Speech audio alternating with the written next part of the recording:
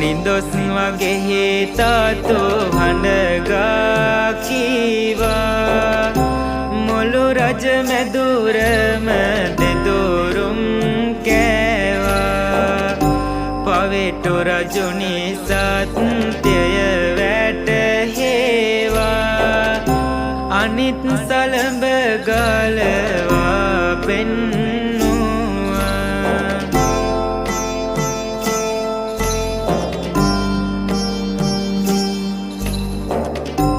අගහිඟ කම්මැති දුරු කරගන්න එව්වේ හිමියාත විකුණා එන්න නිස්කාරණේ සේදෝ වියමිය යන්න කළ අපරාධය බෑ ඉවසන්න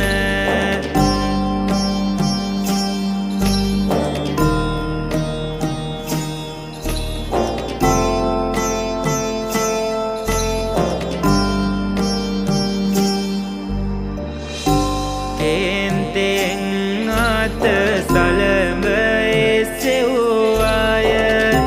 රජු ඉදිරියේ වේරෙන් බිම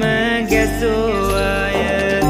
ශාප කැවුණු මිනි කැට වෙසේ වූවාය රජුට වැදී යාලේ හුස්ම නොආවාය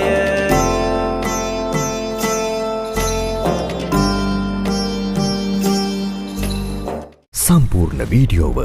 දේවකථා YouTube නාලිකාව ඔස්සේ නරඹන්න. දේවකථා YouTube නාලිකාව දැන්ම